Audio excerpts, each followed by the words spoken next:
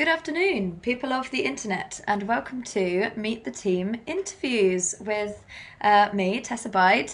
I hope you're all really well and the dreary change in the weather isn't bringing you down. I'm coming to you live from Bristol today, and we're going between Bristol and Southend to speak to today's guest. Now, normally, Tessa Bide Productions is a theatre company, and we tour theatre shows for young people and their families all over the UK and in other countries in the world too. But during lockdown, we've had to be a bit creative on as to how we engage with you guys, our audience. So we're trying a few different things, and one of my favourite has been this weekly Meet the Team interview with someone that we've worked with at Tessa Bide Productions over the last kind of 7 years that we've been going. This all started because normally we rehearse our shows in situ in primary schools, and we'll quite often go into the classrooms and talk a little bit about our jobs, and we've always had really great feedback about how interesting it is to just see all the different jobs that go into making a theatre show. It's not just who you see on stage. There's designers and movement directors, fight directors, we have writers, dramaturgs, lighting designers, projection designers. There's a whole massive team that goes into it, but you guys only really get to see a little proportion of that. So what we're doing with our lockdown is basically having a chat to learn a little bit about all those different jobs that you can do, all those different careers that go into the theatre industry, and maybe when you're older, if you're young, you might want to do one of these jobs, or maybe if you are an adult, you'll come out of lockdown and go, actually, yeah, I want to start a stage combat class, or I want to try writing my own play. So yeah, hopefully it's a little bit of inspo there. Today, I'm really excited.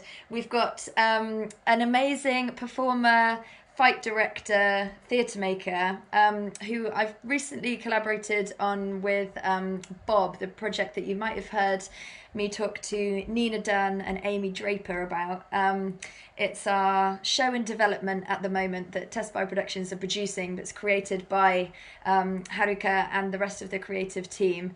And you're going to see today Haruka Kuroda, who's one of the performers and devisers of the show, coming live to you from Southend. Hello, Haruka. Hello. Hi. How are you? Hi. I'm good, thank you. How are you? Good, thanks. Yeah, I'm really excited to chat to you today. Thank you for having me. We're quite new working with each other, so I feel like there's loads to get to know about you. Yeah. And we've got these little tidbits that you've written on your biog, like Guinness World Records and Yeah. CBeebies and all these exciting little Yeah. name drops that yeah, we've got to explore. We first met last year when we were starting working on Bob, and then recently Yeah. you did a work in progress kind of showing at Bristol Old Vic for Ferment, didn't you, with that? That's it. Well, I didn't actually see you, didn't I? Before Christmas, did When I? you were doing the Because you were R&D, away. yeah, I was on tour. So yeah, when we did the show, actual sharing, we met for the first time. But yeah. There's a lot of emailing back and forth to try and get all of you guys in the same room because you're all so busy, because you're Yes. great. But yeah, that was a really great project, and I loved seeing an insight into how you work as a physical performer, and also how Japanese was used in that show, Yeah. to explore kind of the characters and how it was used. Sometimes it felt like it was almost like a non-verbal piece because, you know, all the English audience couldn't understand the actual words, but really with how you and Di perform it, you just know exactly what you're saying, basically. Yeah. I mean, with Di, who also a fantastic physical performer, I think when we first did it at the RSC, we were using more language in Japanese.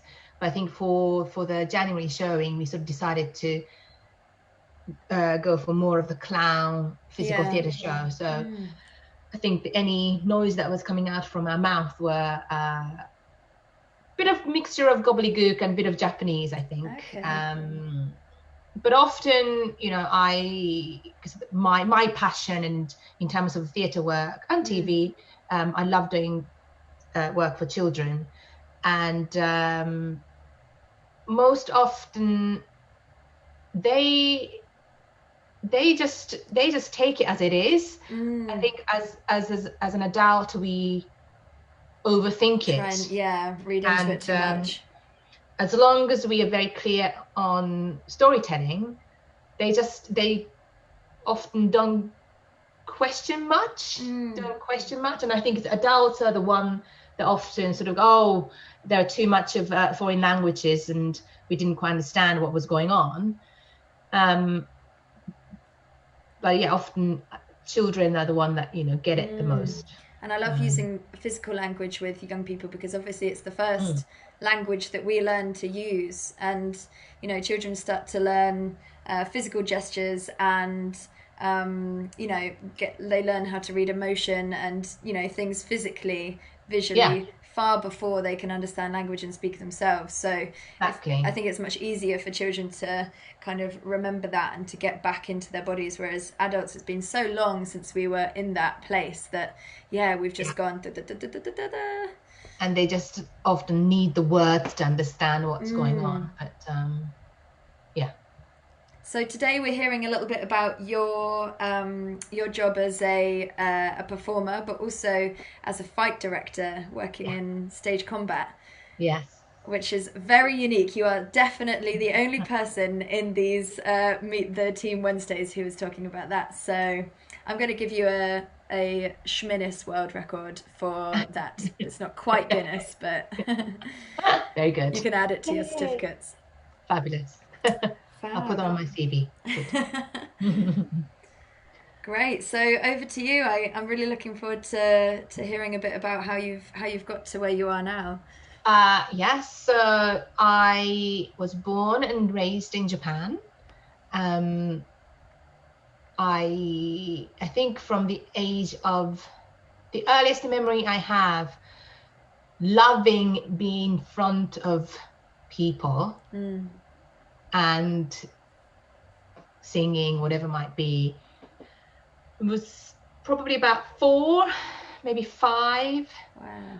And one of my kindergarten teachers told my grandmother that I think she likes doing this. So maybe, get her to do a afternoon club or whatever. Yeah. So then I started doing like singing lessons and all that kind of thing. And then at the age of, I think it was 10 or maybe going 11, I saw this newspaper advert for a Cameron Mackintosh production. The very, very first time they brought Les Miserables from London to Japan. Wow.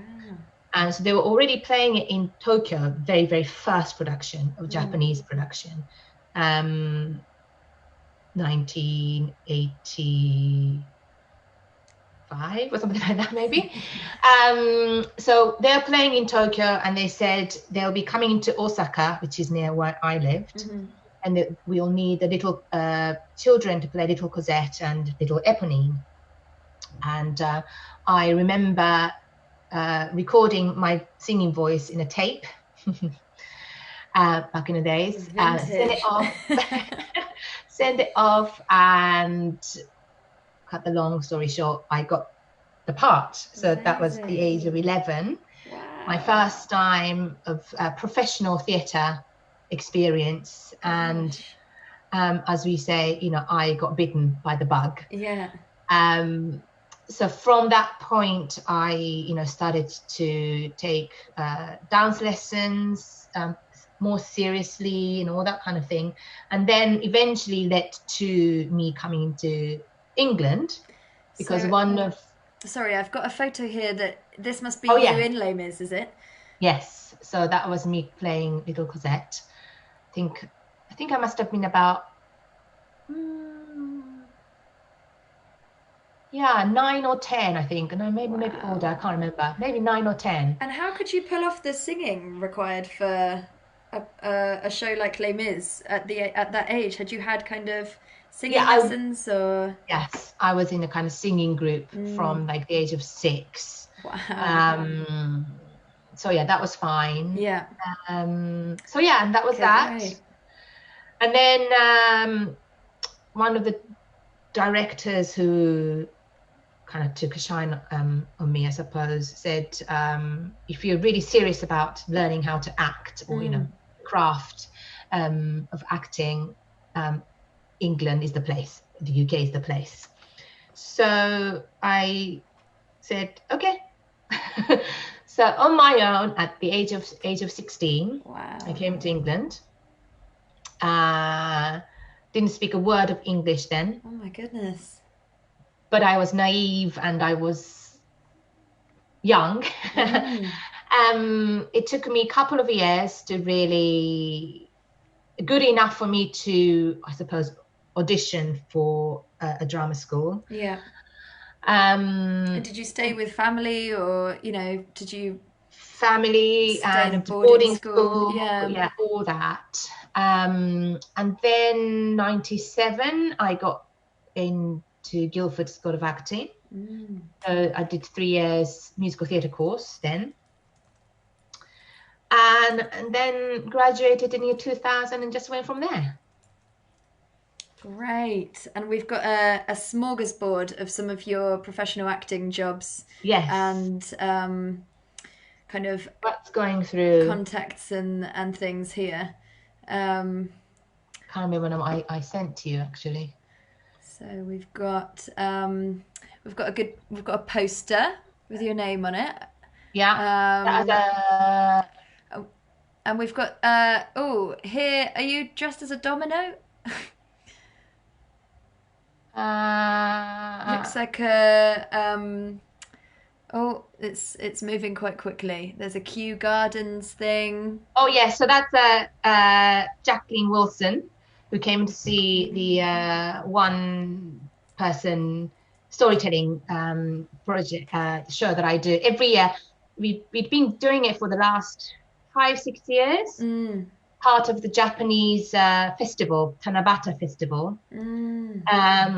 So they have a Japanese garden within Kew Garden, a little hut, a Japanese hut. So I do that inside, and outside they offer like origami workshops and calligraphy workshop and blah blah blah. So it's been an annual thing thus far, but obviously that's not happening this year. I'm guessing. Yeah. Haven't heard from them, so yeah. My 10-year-old self would have been very envious that you met Jacqueline Wilson. I basically grew up reading her trust books. me. I mean, it was lovely because Jacqueline Wilson is a very good friend of Vicky Island, who is the artistic director of 1,000 Cranes Theatre Company, which I am an associate artist of, and I've done a lot of productions with them. One of which, the show, we would have been touring again beginning of this year.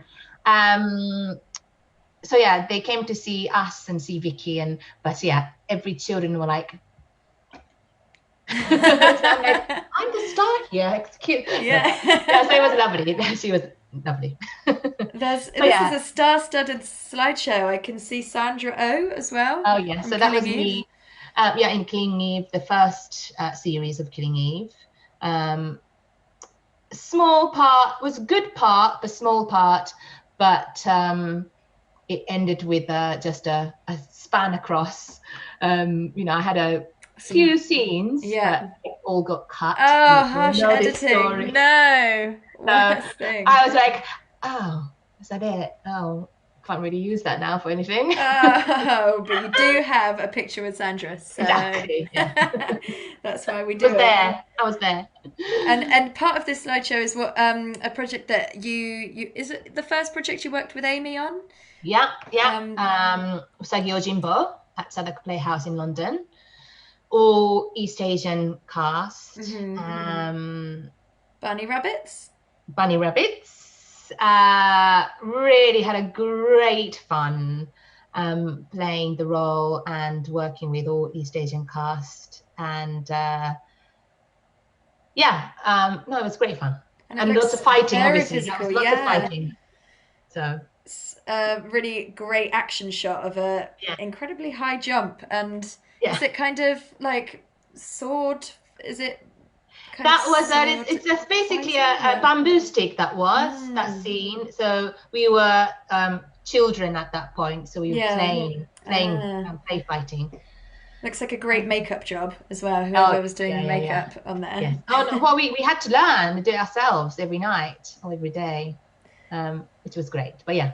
And could you tell us a little bit about your work with CBeebies? There's on this slideshow. There's you in an incredible blue wig. I imagine that Yes, wasn't that's it. a So great dye job. the show is called Spotbots, and I play two characters actually. One is this fairy, and the other was the detective.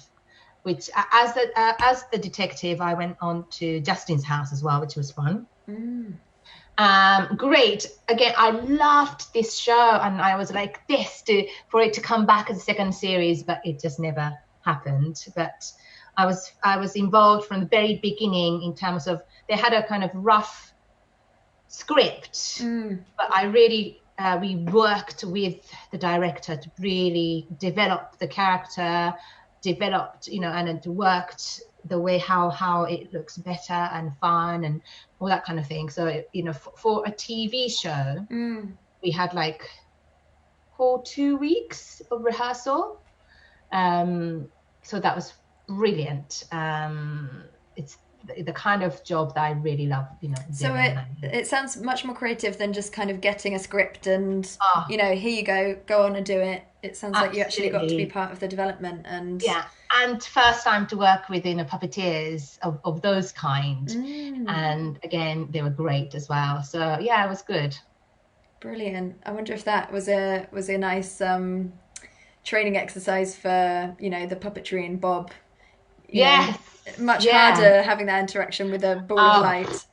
Yes, I mean, very different. And also those puppeteers are, obviously off camera, so the audience won't see it, but they're just, by your feet, as it were, doing that kind of thing, aren't they? So, but yes, that job was great. Amazing. It's a diverse lineup. This is a really good smorgasbord. Finally, can I ask you about the dogs?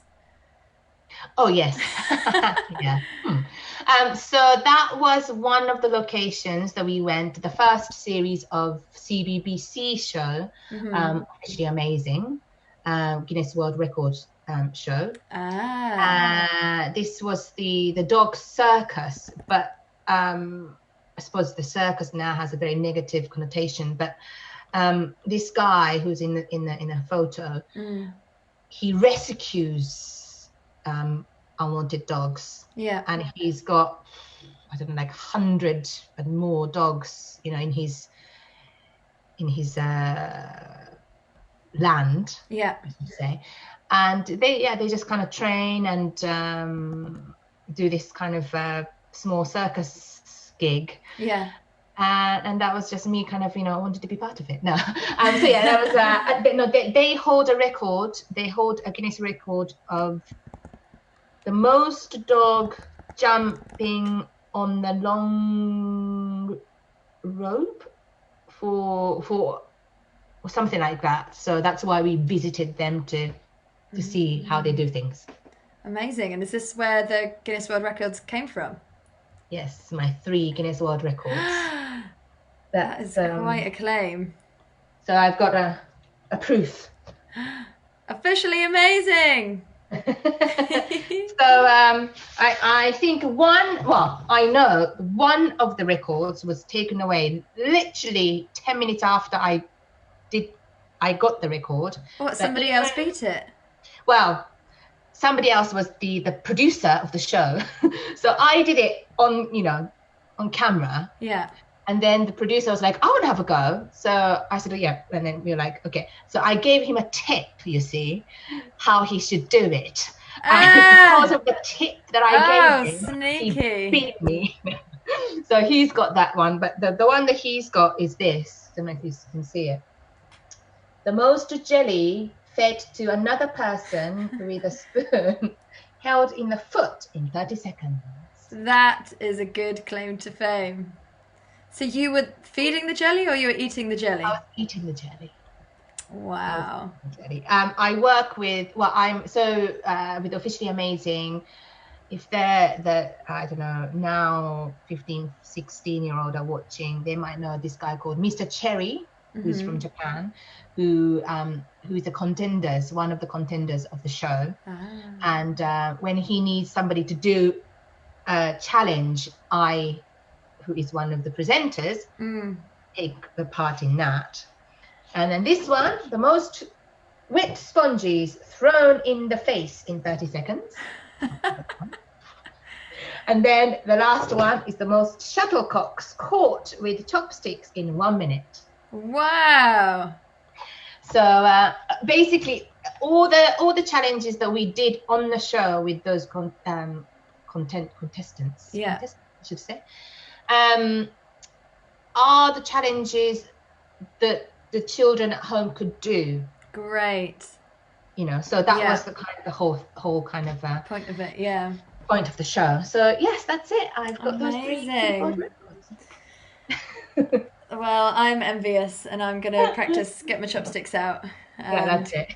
Get my boyfriend to throw some shuttlecocks. Or the feed the jelly, Yeah.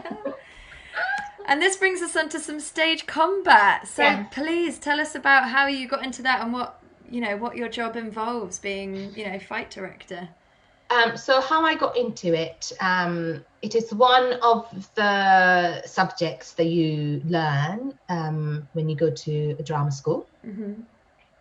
And I came across it in my first year, loved it, wasn't good at it to begin with, not one bit, but I loved it, because obviously being physical and sort of putting the gar, and being able to like slap somebody, pretending to slap somebody, it's a lot of fun. So that's how I came to learning it. I did all my levels within the 3 years that I trained at GSA, Guildford School of Acting. And then when I graduated, I just kind of wanted to do more. So the next level up at that point really was to train as a teacher. So I started to do my training.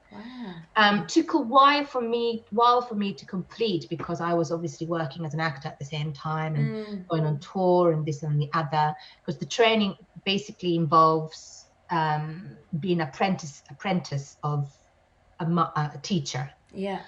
And be their assistant basically, and you just learn it through that way. And then you do the kind of exam and all that kind of things. But it took me a while, but I guess 5 years after I graduated, so 2015, I got qualified. Since then I've been teaching in the UK, in Europe, and love to do it in Japan, but still haven't quite managed that yet. Who knows who might be watching? Exactly. So it's there. We learn these skills to keep actors safe. So all the violence that we do, be it without any weapons, so an armed combat, to any weapons in your hand. Of course, we can't, kill the actor every night for real, or slap somebody in the face for real. So we learn all the tricks to make it look like we are really fighting, but we are keeping our actors 100% safe. And it is physical theatre, physical storytelling, and that's what I love about. I think sometimes you get martial artists, wanting to do this, and they kind of miss the point. That it's actually it doesn't matter how well you do it. If you're not telling that story for the audience who's watching you, who's paying money to create this drama in front of them, you can just do that as your hobby in your back garden. But everything we do has to be for that audience, and that's what I love about. And I love the fact that people do love doing it and have great fun doing it. So that's nice. It must be a very cathartic practice, Yeah. to get rage and to get various emotions out, to have a fake fight with someone. Oh yeah, and that's why a lot of people do it, and love doing it. So yes. Amazing. And you said, there's quite a rigorous training program to then eventually become a teacher. Is that quite a limit? Are there only a few teachers? How did you find someone or know who you wanted to be an apprentice of and learn from? Right. So there are a couple of academies. We have, as far as I know, 3 academies in the UK. One of which I am associated with. It's called British Academy of Dramatic Combat, BADC. Okay. So all the trainings and all the exams that I did during the drama school was through them. Okay. And then one of the teachers from BADC I apprenticed. So that's how it works. So there is a website, Facebook page, BADC, and we offer a lot of workshops. A lot of our teachers, teach at drama schools, and they have their own company and offering, evening classes and part-time classes and all that kind of stuff. So yeah, that's how it works. And there are quite a few of us. And have you ever worked with children and young people, or is that carnage?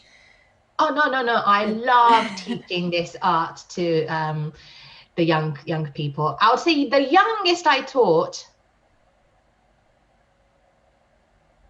6 maybe. Wow. I want to say 5 going to 6, but 6 probably.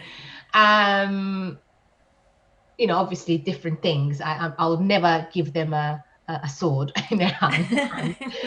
But yeah, there's so many things they can learn. They love it. I teach a stage coach, so that varies in terms of the age groups. Yeah. So yes, if any of you watching out there want to learn how to do the stage combat. Yeah, amazing. And I think you said you were going to just show us a little, as much as Yeah, because I just wanted to see how the fight works in terms of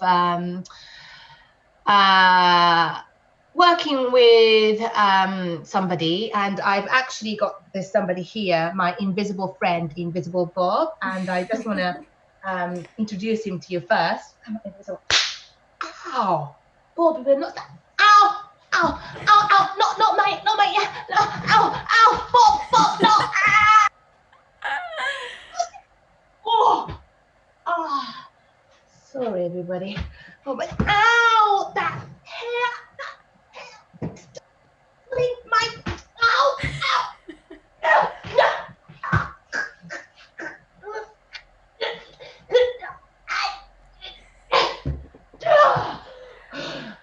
Stay there. Sorry about that. Wow.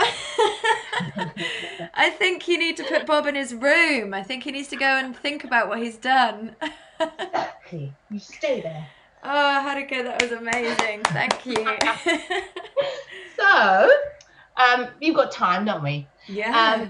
I can sort of teach you a trick. That would be great.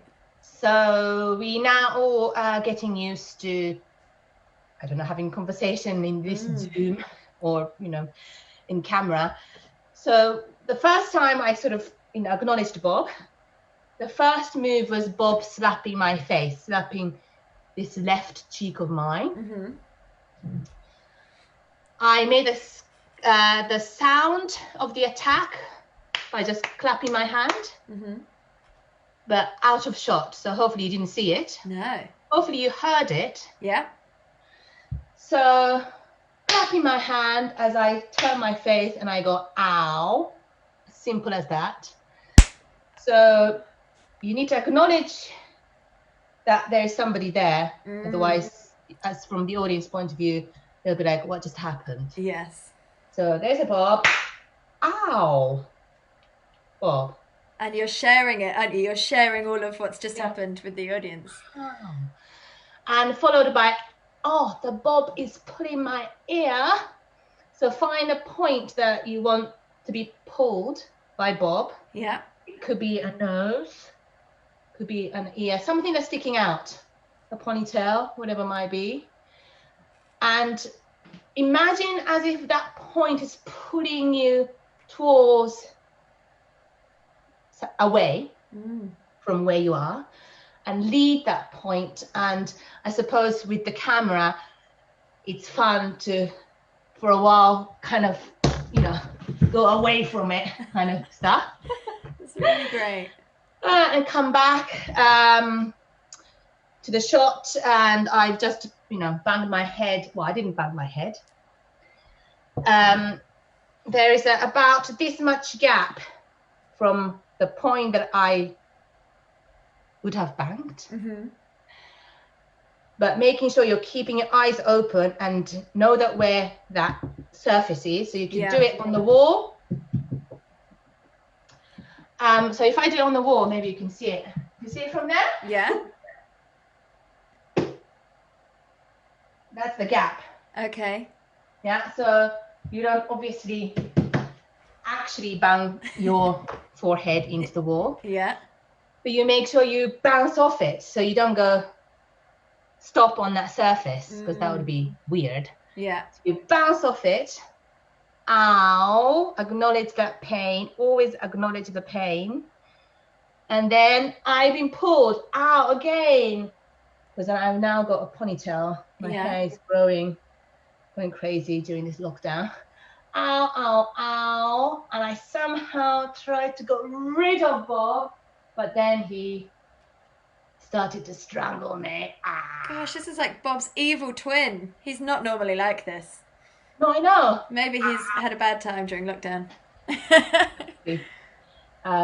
Frustrated. I really liked how you like peeled. I could really see you peeling fingers away from your neck. It's great. Kick Bob away. It's great.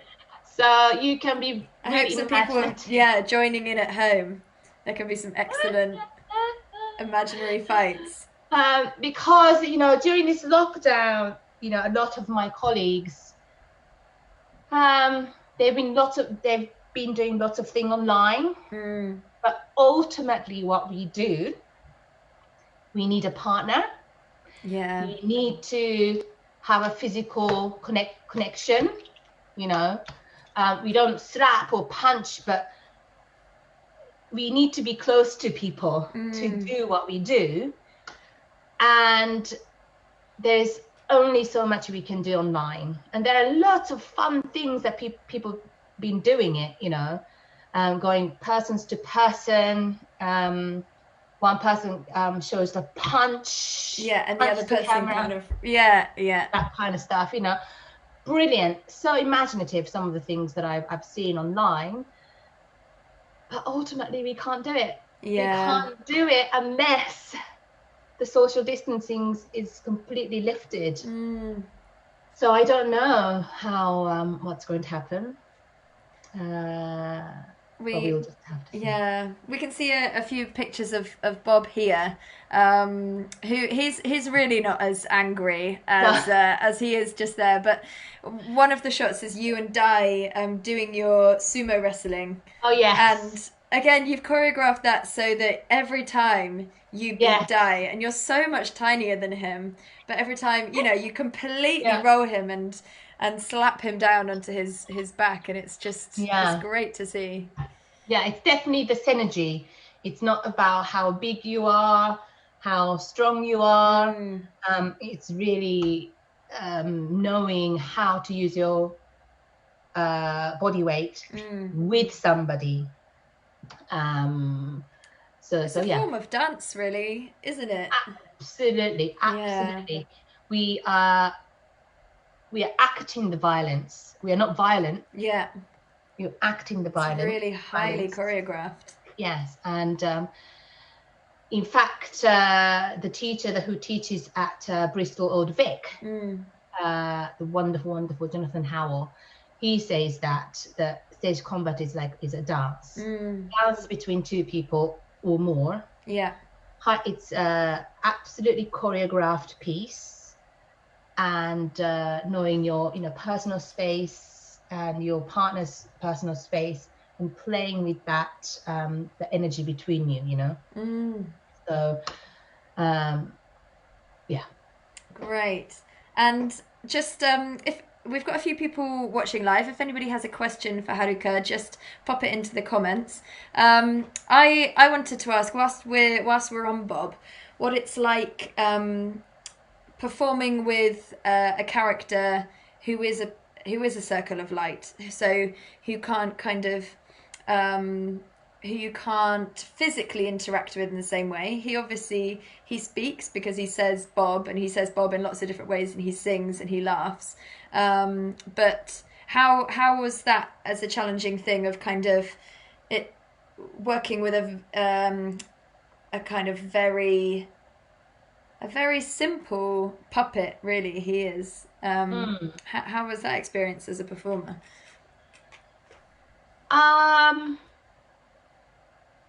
Surprisingly easy in terms of emotionally having that connection was surprisingly easy. I think maybe the skill of Aaron and everybody's involved, but as a child you would have this deep connection with a teddy or a piece of stone or whatever it might be,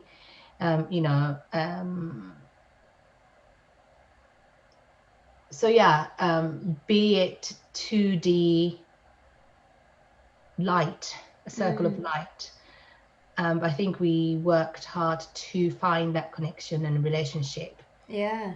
I mean, what you said, Aaron's skill. Aaron is the puppeteer who is manipulating Bob live. I guess that's the secret behind kind of making the relationship real, is that he is actually being manipulated live, so you can kind of get that relationship. And as you said, kind of building, it was surprisingly easy. It's surprisingly poignant seeing you react to when Bob fades away. And yeah, you both play that so nicely, going through the kind of range of emotions after he disappears. And it's so much more. I can't wait for us to be able to discover more and do more with it. And one of the things I know you wanted to speak about today is inclusivity and diversity within theatre, which are two really fancy words. But big words, if you could break those words down and just talk a little bit about if you're watching this and perhaps you're not white coloured, and you don't look like the people that you see on stage and on the TV often for the majority of the time. Maybe a little bit about how that's been for you, and how that is very much a possibility for them. I'm feeling definitely more hopeful than I had been before. This inclusivity and diversity talk and the issues, been in the industry for many years, but really kind of in the front line for the last, I guess, 10, 12, 13 years. I don't want to say 15. It doesn't feel like 15, but especially for British East Asian or East Asian who live in this country. But because what I think what it needs to happen now, and I think is starting to happen more, is what we need for each other is compassion, and not just empathy. We've had lots of empathy from people. So some of you out there sort of like thinking now, so what's the difference between those two words? I have a really good analogy for it. Helped me to really understand. And I'm going to add another word, which is sympathy. So those three words, and people sort of, I think, use it all mix up and are not quite sure exactly what it means. I think display your sympathy to your friend who is at the bottom of the well. You jump into the well with them, with her, with him, because you offer to feel the same with that person. But for the person who's already fell into the well, that's not really helpful. Like, it might be comforting for first few minutes, but then you realize, well, now both of us are at the bottom of the well. What are we going to do now? Now we're both stuffed. Empathy. So if you want to display or demonstrate your empathy towards that person, you don't jump in, but you ask questions to offer and to find exactly how they're feeling, what they're feeling. So you ask those questions, and gosh, it must be really scary. It must be so cold. Is it wet? I won't jump in, but I really feel what you're feeling. I will try to understand what you're feeling. Right, wait there. I'm just going to go and help. Going to get some help. Not asking enough questions to actually exactly find out exactly what that person needs. So you start running, but you've walked over an hour, so it's going to be a long while. And then you came back finally, found out that the rope that you found wasn't long enough because you didn't ask that question, or consolidated with that person to say, how long does this rope need to be for me to pull you up? Being compassionate, I think, is asking those questions, asking exactly what they need to pull that person out, and acting on it, putting that action onto that empathy. I think majority of times in the past, I understand that, I guess in the very long ago, before I was in the industry, people might have just felt sympathy for the people of color. Oh, it must be so hard to be not white, or whatever it might be, and would have stopped there, possibly. I don't know. But then the last however many years, it's definitely become an empathy. Right, what is it that you're really feeling? What is it that's lacking? Oh gosh, it must be so frustrating. But I think that's mostly where it stopped, because majority of times when I've been part of those inclusivity and diversity conversation, the panels often are white, all white or 90% white. And I always felt that them offering us an opportunity, unless they do something, there's nothing. So them talking about, yes, we understand that we need to bring the diversity, we need to be more inclusive because we know that we lack in diversity, blah blah blah, all this wonderful positive speech, and then 10 minutes Q&A. What do you really need? That's not enough. 10 minutes. We should be up there with you, having a conversation. So that's, I always felt that. I think what I've been seeing online with a huge shift with Black Lives Matters, I feel that people are now doing something to make it better, or those voices are heard more.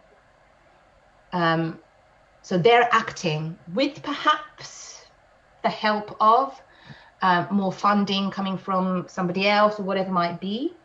You know, I think there are more opportunities like that. So people are becoming more compassionate. There are more actions being done, I feel. At the same time, I start to sort of now think, well, when this lockdown really lifts, people will be eager to get back into business, eager to start making money, which I totally understand. I fear that therefore people will go, you know what, we haven't got time for this production. Let's just use the people we've used. Yeah.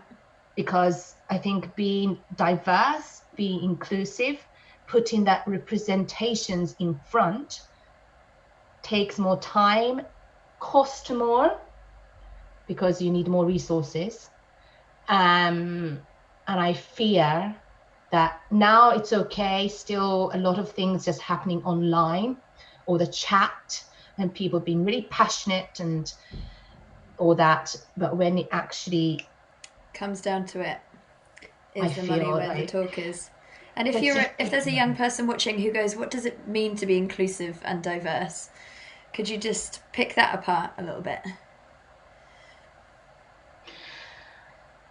That, I guess for me, you truly don't see the no, you need to see the difference. You need to be empowered by the mix in race, culture, gender, sexuality, but being different shouldn't stop you being in that room. Yeah.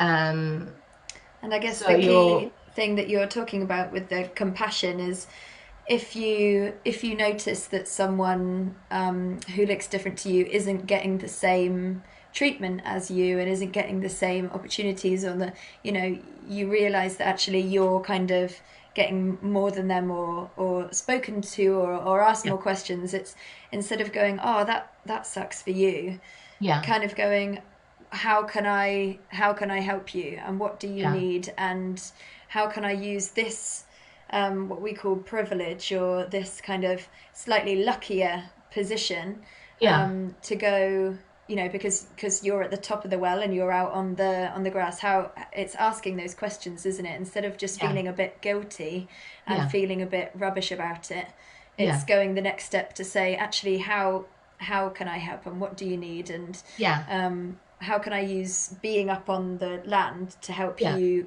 get up to where I am? Yeah, it's definitely asking, you tell us what we need to do, not us telling you what we can do for you. Yeah. And, I think we've all heard this term called colorblind casting, but I've always had the sort of, because color exists, people are different, and I understand why people say that, but it's hard one. I haven't got the answer. I'm trying to find, I don't want to say I'm trying to find an answer, but I'm trying to find a positive way forward in order for me to carry on in this industry. but I haven't got the answer yet.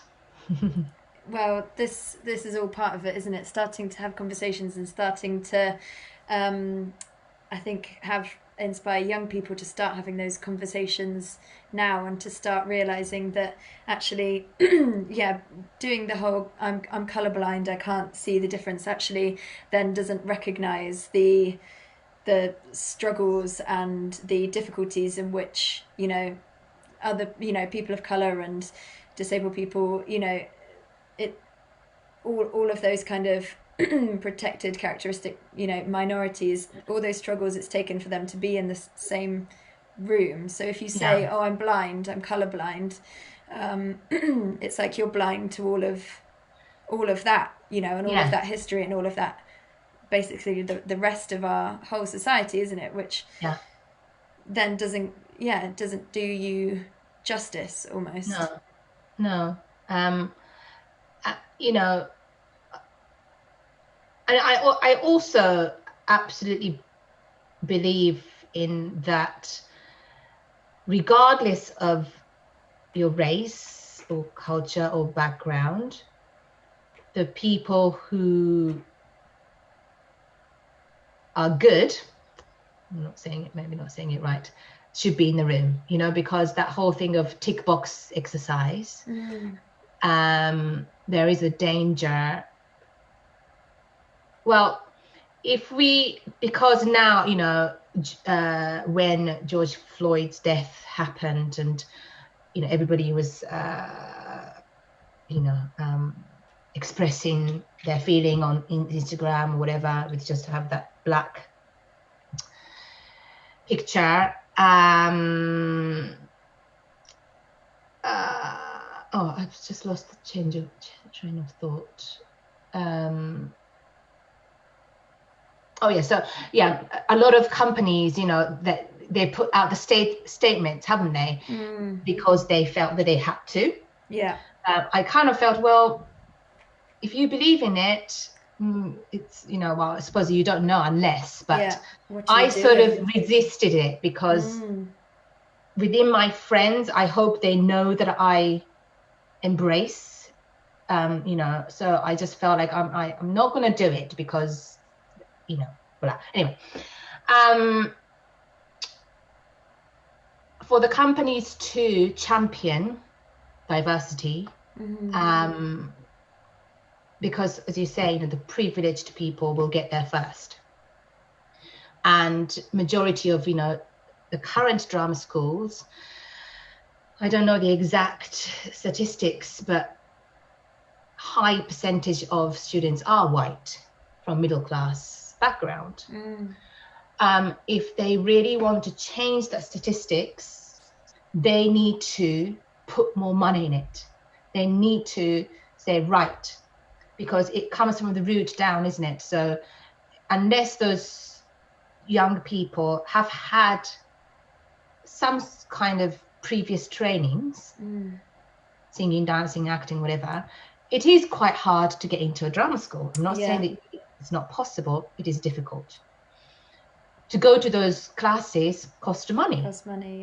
And also the understanding of their parents. They might have money, but if they don't have the understanding of their parents offering that opportunity, they might not get one. Happens quite a lot amongst Asian and East Asian communities, you know, because they want their children to become doctors and lawyers and what have you. If they want to change that statistics, they need to offer free places, the grants, you know, scholarships, so that they don't have to have that financial burden, and more time to nurture and mentor those young people. Without it, we're just going to be repeating the history. Something needs to break the cycle, doesn't it? We're coming up to the end of our time, Haruka, but I've so loved talking to you, and I just wanted to finish with a question that I've been asking everyone to kind of finish up their interviews with, and that's if someone is watching, and I'd love it if a young person of color was watching, and seeing you has kind of just made them go, okay, this is an industry for me, even though it's not an easy one. What next steps would you recommend, whether it's going into stage combat or just being a performer? What would you recommend to go away and do if they're feeling inspired from listening to you today?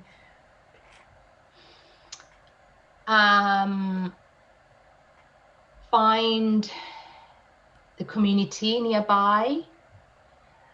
I believe Amdrams, clubs. If you can, go and see theatres. When things open again. Yeah.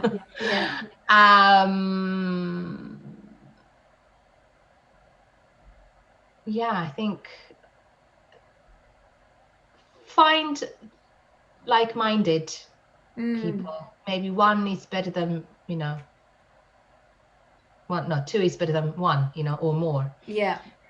So yeah. There's always and as you said, Amdram, it's amateur dramatics. Just if someone's watching who's never heard that term before, it's there's always an amateur dramatics group somewhere nearby with some passionate people who put on plays in their spare time, and that, as you said, that is a great first step. Thank you so much. I've really enjoyed talking to you, and if anybody's got any questions watching this and you want to put them to Haruka, and you're not watching it live, then still put them in the comments, and I can always ask Haruka, and I can type in the comment, or you can yourself. But yeah, I'd love to continue this conversation and hopefully have those questions answered if you've got them. In the meantime, thank you so much, Haruka. I hope the sun comes back out in Southend and you can get to the beach sometime soon. Yeah, it's gone a bit cloudy now, I think, but yes. Thank you, care. Tessa. Thank you so much. Bye. Bye. Brilliant. If you guys are watching at home and you want to see more of these interviews, then we've been doing them every week at 3:00, and we've got a whole host of a kind of library of interviews with everyone from Nina Dunn, who's an amazing projection designer, to Lina Edgwar Evans, who's a bilingual Welsh theatre designer. We've got Amy Draper, who's a theatre director. We've got a really broad range of different jobs that you guys can get inspired by and learn a little bit about. So head over to either our Facebook page or our YouTube channel, and they're all there, and we've got lots more coming up as well. So we've been recording workshops for you guys. We've got 3 puppetry workshops that are all ready to go. You can find them on our website. I've been doing live storytellings, so there's lots of digital content for you guys to to check out. July is going to be slightly different because we're starting work on a big new digital project that I'm going to be starting to talk about very soon. But in the meantime, do come back every Wednesday at 3:00, and we're going to be doing more of these interviews. If you've enjoyed any of this content, then we're doing it to try and fundraise to carry on operating as a company throughout COVID. And if you're able to donate to our fundraising page, I would really appreciate it. We have a Buy Me a Coffee fundraising page where you can donate the price of a coffee, or 2 coffees or 3 coffees, so £3, £6, £9, and it'll all go to paying the freelancers who come on every Wednesday, and creating new content for you as well. So anything that you can donate, amazing. If you can't, then it's just wonderful to have you here, and to be part of something with you despite these difficult times. I hope you're all staying well. Thank you so much for coming, and I'll see you soon. Bye.